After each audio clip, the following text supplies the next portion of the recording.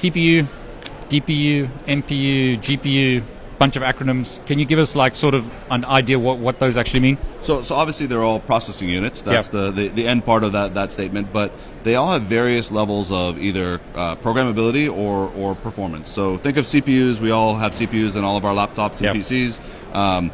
Reasonable performance, extremely programmable, but not really that great for forwarding and stuff like that. We used to use them for forwarding engines 20 years ago, but we need big chips to do that now. As you kind of step up the stack, I think a lot of people know what GPUs are.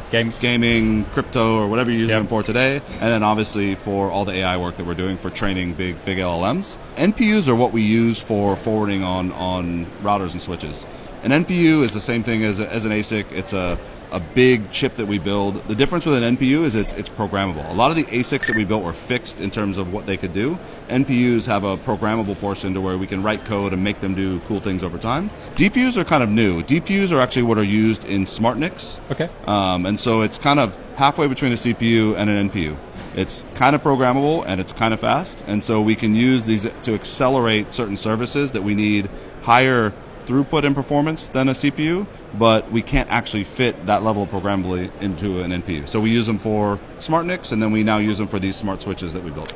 The newer switches from Cisco have a DPU in. I'm assuming it's got a CPU. Yes. Does it have NPU, GPU, or what's inside that switch? So CPU is what we run the network operating system on. So that's where your iOS or XR or NXOS in this case runs.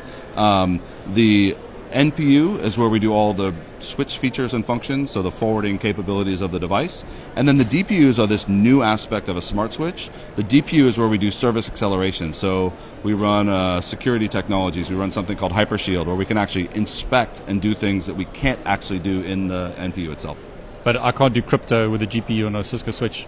So the interesting thing about a DPU is we can actually start to add things like IPsec into ASICs that were never meant to do IPsec. So it will use it to accelerate and build new services on top of the switches.